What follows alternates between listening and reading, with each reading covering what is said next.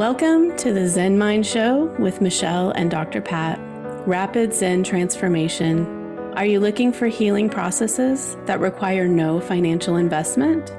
Then this show is your beacon of hope. Hi, I'm Michelle Carbone, a rapid transformational therapist with over 700 hours of training in hypnotherapy, coaching, trauma, and intuition. Together with Dr. Pat, we will be providing the resources and guidance you need to take meaningful steps towards your personal healing and growth. From mindfulness techniques to actionable wisdom, each episode will offer invaluable insights. Join us today as we explore the tools and practices that anyone can do and have access to. Join the Zen revolution. Transform your life today. We are a community dedicated to supporting each other as we strive for a balanced and Zen-filled life.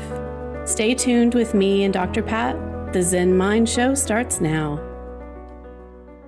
Hey, everybody, I want to welcome you. We have got a great show. Michelle has done it again.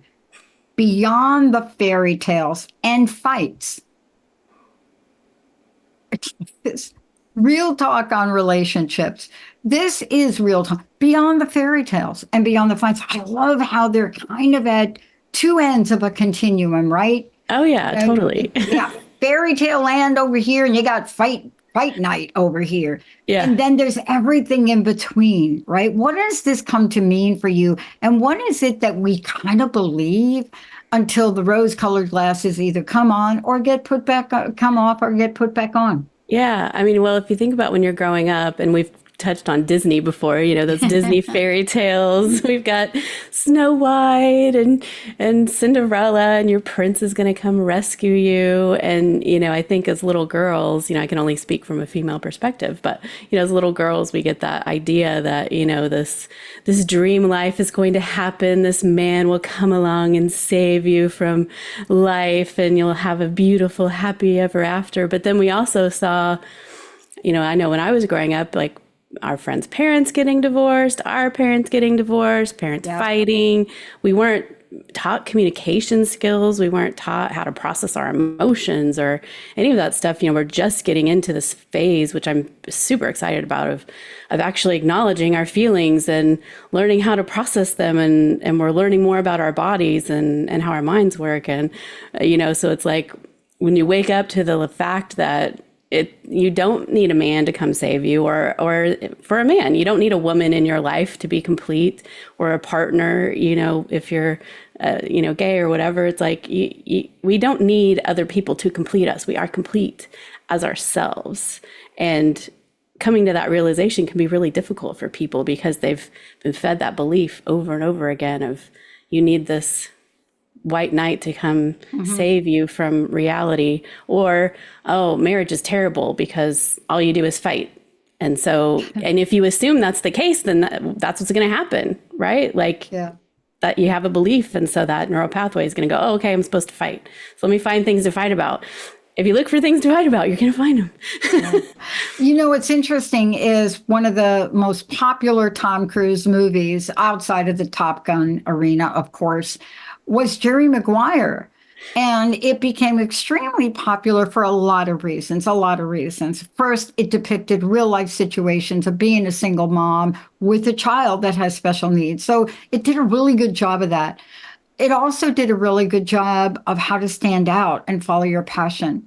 And then you got to the end of that movie. There were two shout outs for that movie that people just started to say over and over again. Yeah. One was "Show me the money." Okay, that was good. But the other one, by the time you got to the end of it, you kind of smirked and smiled when the phrase came out, "You complete me." Who doesn't remember that? Right. But now we know that behind the curtain, there is a wizard. The question is, who is behind the wizard? And in relationships, it is hard not to take your mask off day and night, stress and joy. Isn't that it? And so let's talk about, how do we get to the place where we don't understand the situation, and and open our mouths and stick our foot in as if we think we can reverse something that was said, which we cannot. Oh God, yeah. I mean, it's all those beliefs, right? It's all those neural pathways that are, and those it's your little 7-year old. Mine is very active sometimes, and she gets in charge, and it's the ego, right? Like we've talked about ego a lot, right? It's like that ego just comes into play and has to get its word in. So yeah, I mean, beliefs and those thought patterns are what keep us in those places where we're actually not happy, but we sometimes we think we're happy, and then we go, oh, wait a minute, I'm actually not happy. What do I need to do to change that? I have two friends, two women, long-term relationship, like a gazillion years, I like to say. And I got to interview them once, and I asked them, what is the key? And they said, well, this is the key, and we challenge each of you to do it. Every year, regardless of marriage, blah, blah, blah, every year we sit down and we review our agreements, our commitments, and our vows. And we find out how we did. And then we have to decide if we want to really renew them for the next year. Nobody does that. Right? We don't think about that, but really, you can choose to be with someone every day, even. You can be like, okay, today I choose you, And I think a big thing is communication. We have to learn how to communicate with each other in constructive ways and not just spew whatever our ego wants to say that's hurtful at each other, but calm down. And I think one book I read when I was struggling in my marriage talked about like having a weekly meeting. Like, okay, how are we doing this week? What do we need to work on? What have we done well? Focusing on what we've done well is great too, but also what are our challenges? What do we need to work on? How, what kind of misunderstandings have we had? Yeah. And boy, if you can set the stage in a healthy communication way. Now let's talk about some things not to do. Clearly, there are some things that if you all are listening to this, we're going to tell you right now, there are a couple of things we really want to encourage you not to do. Let's talk about words, language, statements, when, what, how. Let's talk about some of the things that if you're in the heat of something, you just don't want these words to come out of your mouth, right? Mm-hmm. Let's talk about the always never thing. Yeah, like never use the words always or never. You can use never at the beginning of this sentence, but when you say to someone, "Oh, you always do this," or "You never do that," it's really not true. I mean, unless it is true. I mean, maybe 0.5% of situations it's true, but like generally that's not the case. It's like, oh, well, in the past week you did this or that, but it hasn't been a lifetime of, oh, you always leave your socks on the floor, or, you never do the dishes. Like, it's like, let's be truthful, because if you're coming from this place of always or never, your partner's going to get very defensive. Like, well, no, I have done that. Right. And then you start this circle of defensive things, then you're like, well, no, and then it feeds the argument when you use those words. And sometimes you can make it laughable. The number one thing that I have heard, I don't do a lot of couples coaching much anymore, but I will tell you, there's a couple that, and honestly, as a coach, you try not to laugh, right? You do your best not to laugh in the middle of a in-person coaching. But the one thing that I recall coming up is this thing. Now, I want to put a caveat out there, and I'd love for you to comment it. By the time you're embedded in always and never, you are past the boiling point. See, that is a last-ditch resort because you are unable to figure out how to have a decent conversation with somebody. Yeah. So when you say, I am so sick and tired of it, I get up in the middle of the night, go into the bathroom, and you never put the toilet seat down. That one. You never. Yeah. And then response comes back, yes, I put it down last month. You're not going to get what you want. No. But what are you trying to say? Yeah. Well, and I think understand, like learning about yourself and understanding like, oh, okay, wait, my nervous system is whacked right now. We're not going to have a constructive conversation. let's step away. Like I was recently involved, just pulled into an argument with my friend and her boyfriend. And I was just like, look, you are both really activated right now. You're both going through a lot of other things that have nothing to do with this. This is a miscommunication. However, you cannot have a constructive conversation right now. You need to be apart and calm the F down because nothing good is going to come out of this conversation right now. Just part ways for a bit, calm down, go to sleep. You know, I mean, my girlfriend had found out her niece died. Like had a lot, and she needed some rest. She needed some space, and you know, he would not let up. He would not let up. And I was like, dude, I'm gonna slap you if we like. She needs a break, and nothing good's coming of this. Nothing good. No. So, you know, what is the expression? Softer and calmer work. Now, I will tell you that there is a skill and technique in that as well, because you can go so the extreme of that you really can annoy somebody even more. But you get more with candy sometimes. But it's a skill that you have to learn how to do that, because it's not, you know, look, you're not doing it to just make somebody feel better. And you don't want to put yourself in a position where you're acting like you don't hear them. But that is what you're talking about. Yeah. Yeah. And I think even in using the sandwich method, right? Yeah. So like saying something nice and then the hard thing and then something nice. But in a fight, that's not really where you're going to go to, right? So it's like you need to come away, get your breath, let your nervous system calm down, maybe even sleep on it. I mean, that don't go to bed angry. I don't agree with that. Go to bed angry sometimes, because we change our momentum of our mood and our feelings sometimes by just going to sleep. Yeah, exactly. You know, right? So like going to sleep, let your nervous system calm down, and then have that conversation. And you can even start it with, you know, I appreciate that you're willing to work on this. Could be the beginning of the sandwich, right? Like it can be a tiny bit of appreciation.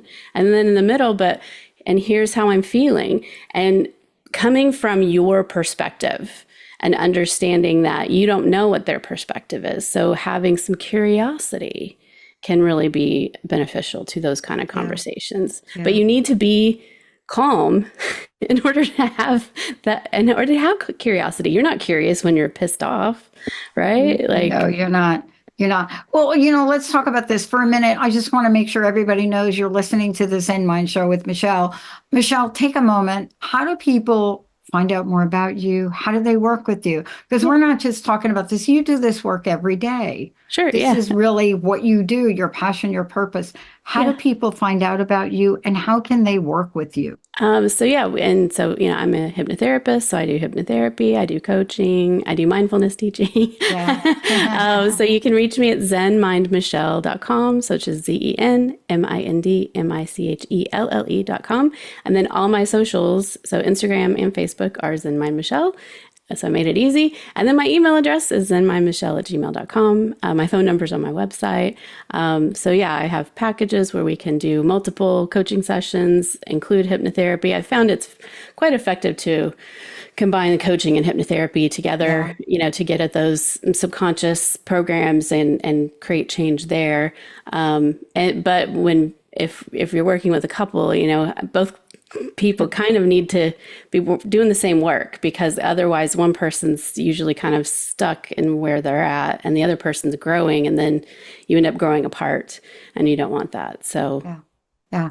And, you know, there's usually something underneath it. Yes. Okay. You know, in the end, that story with the couple I was working with, you know, the reaction from her about the toilet seat was so violent that the clue for me was, wait a minute, there's something else going on here. And when you explore it, and I never explore something like that together, I will always work with somebody separately to go, but hypnotherapy would help. What I found out was, in the journey, her dad later on in life, just couldn't remember that thing. He had fixed it in their life. And mom went to sit down late at night and broke her hip. And that was the demise of her mom's help. So it wasn't even so much that this is annoying and disgusting for me. Underneath there was a deep fear. a deep fear and anger Yeah. towards her dad. And so these are the things we have to look for. But Yeah. really, it leads to this next thing I want to ask you about. You know, there's this saying, do you want to be right or do you want to be free? Exactly. Well, and our ego wants things to be right and wrong, like our ego's screaming at us to make us right, make the other person wrong, and to prove that. And it's like, can you step out of that and realize, okay, this is my ego talking. Does it really matter? Does it really, really matter in the scheme of things? Is this important?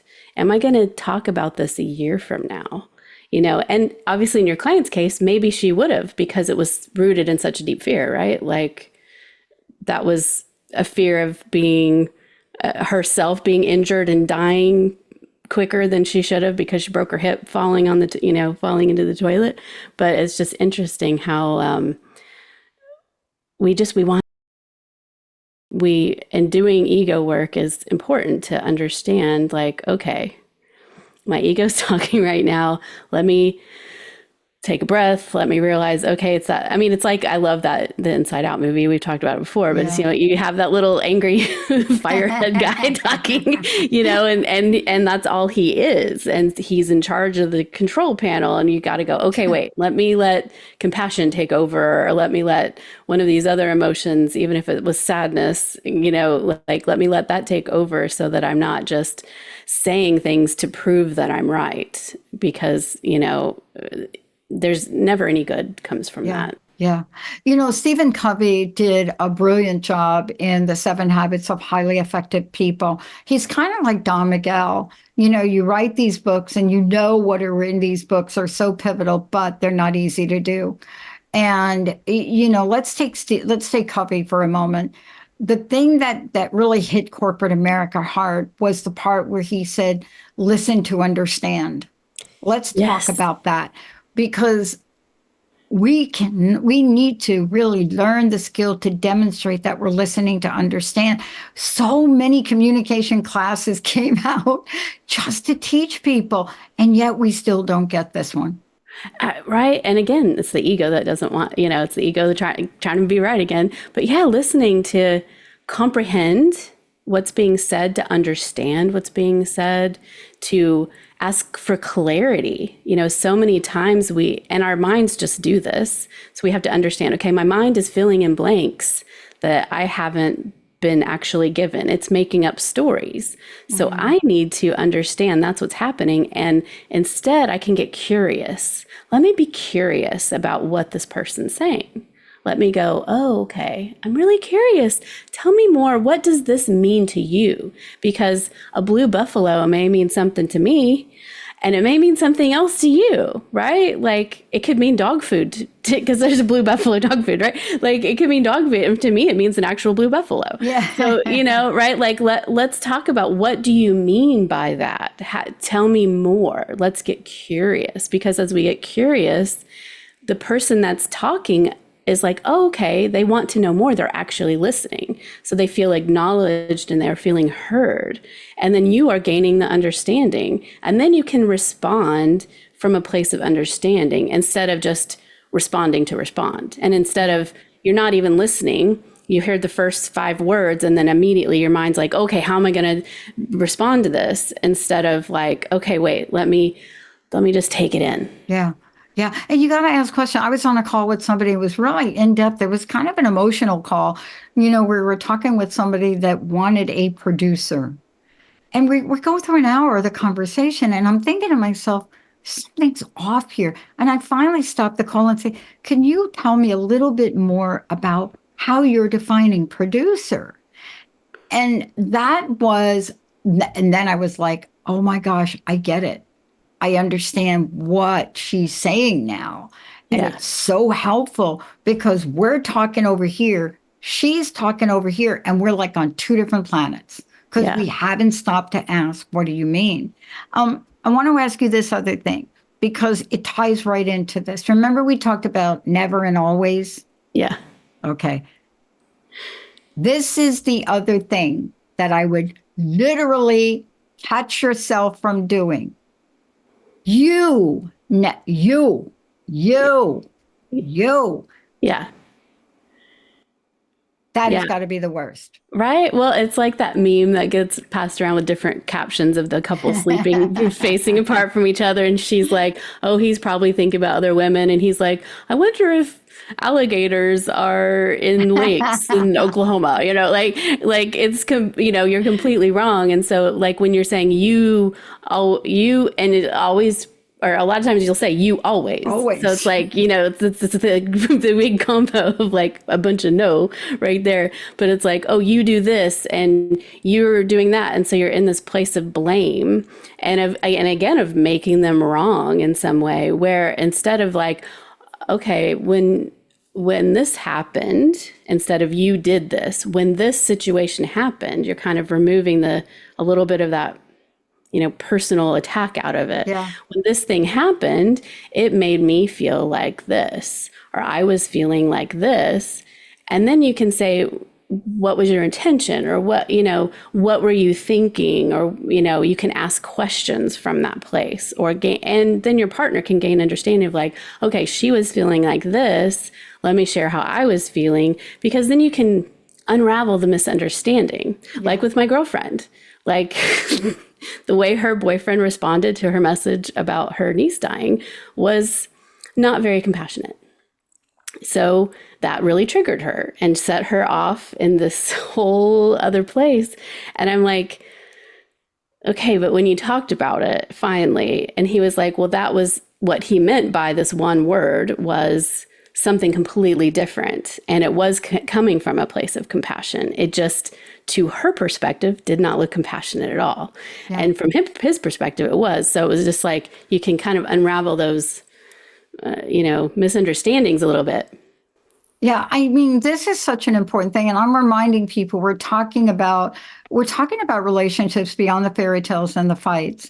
It's like the Rumi poem, beyond, the field, beyond the field of right doing or wrongdoing. And this is really what we're talking about. There is a place you can go. The question is, one, are you willing to go there? Two, are you willing to learn how to go there?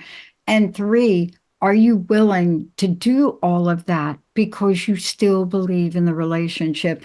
And you have to have that third part, because it's very difficult for people to do any changing if they've already thrown in the towel. When you say, yeah, 100%. You have to be you have to have that willingness. It's the willingness to work on it, the willingness to see another perspective, the willingness to learn how to communicate, the willingness to be different. And they need to participate too. It's like, it's a two-way street, right? Like we both need to learn how to do this. And can we both step out of that need to be right and wrong all the time? Yeah. I mean, it's so fascinating because you all know what we're talking about. I bet you could list 20 things. If we said you list 20 things that really are bugging you today about your person. Maybe some of you're still in the fairy tale mode and you can't think of it. But the rest of you, think about what you could write down today and then think about why that is getting at you. What is it about the garbage not going out until the very end when the garbage truck drives up and there you are, your partner's out there just literally throwing it in the garbage truck, whereas you would have it out the night before. Right. What is it that bothers you about that? You're always on time. Well, maybe the person you're with, they like to take their time. Yeah. How do you and our partners are our greatest mirrors, right? Like there's the things that our partners do that trigger us. That is about that searching for like, okay, what is it in me that's making this a trigger? Oh, right. And it's funny sometimes if you can work with people, but in the work you do, you got to get underneath it. I mean, I worked with a couple one time. She was a phenomenal cook. She cooked like crazy, good, really great cook. But she was from a country that cooked hot food. And so partner would say, can you please not make the food hot tonight? So she was cook the food. So in her mind, food wasn't hot. It was like not 10 stars hot. It was 8 stars hot. And this went on and on and on. And it became like a thing because they never had a conversation about what was hot to one and not to the other. Because in her culture, you don't even cook the food if it's not a 5-star. Right. In his culture, A 5-star meant you're never going to eat it. And that went on for a month. And what I think we're saying today is if you need some help, I'm telling you, relationships, doing them by yourself, it is tough. That's why you do what you do, right? Oh yeah, our society doesn't value that as something that we teach each other, so it's like you got to learn it somewhere. And I love working with couples and teaching them how to communicate. And I want to say this to all of you, and this is why, Michelle, your work is so important. Here's another don't do. If you can't have a conversation with your friend, your spouse, your partner, your wife, your husband, whatever that is, do not go commiserate with your family and friends. Yeah. That is the kiss of death, because in the world we live in today, a chit chat and complaining always gets back to the other person. Yeah. And you have to learn to communicate with your partner about the things that are bothering you. Yeah.